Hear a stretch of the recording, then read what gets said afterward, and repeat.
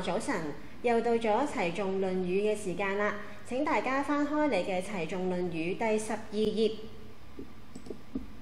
睇下我哋今日嘅學習內容。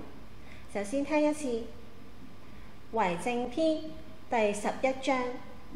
子曰：溫故而知新，可以為師矣。細佬，你睇下《論語》入邊呢一句溫故而知新，可以為師矣，你點理解呢一句啊？我估溫係咪即係溫習啊？細佬，唔止咁簡單㗎。溫故即係重新溫過以前學過嘅知識，而知新即係從中領悟新嘅道理。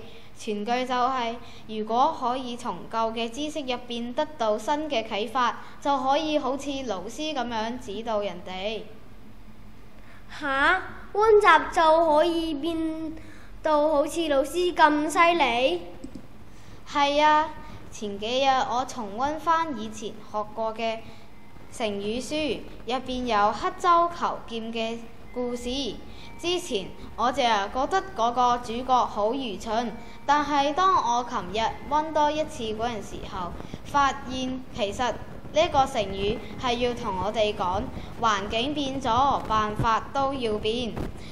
突然明白到呢一個成語帶俾我哋嘅道理。哥哥，我明白啦，所以我哋溫習唔係為咗背多次，而係為咗諗更深。冇錯啦，我哋通過溫習過去學過嘅知識，就能夠有新嘅體會同埋啟發。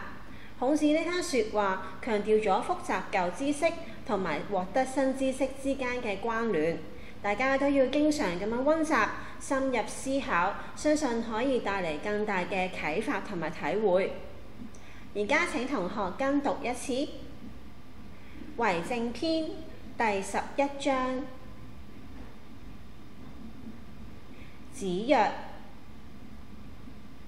溫故而知新，可以為師矣。